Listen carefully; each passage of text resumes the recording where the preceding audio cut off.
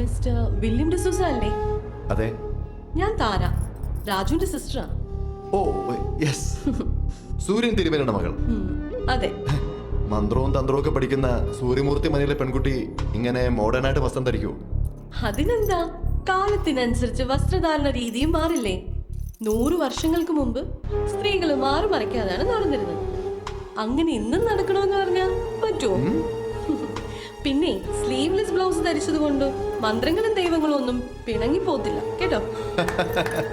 Good, very good. Raju പറഞ്ഞിരുന്നു ഒരു അസാധാരണ പ്രതിഭയാണെന്ന്. അതാണ് ഞാൻ അങ്ങോട്ട് വന്ന് കാണണമെന്ന് പറഞ്ഞത്.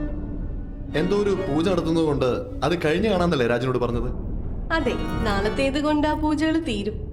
അതിനു മുമ്പ് അനന്തങ്കാവ് അമ്പലത്തില് ഞാനൊന്ന് തൊഴാനായിട്ട് വന്നതാ.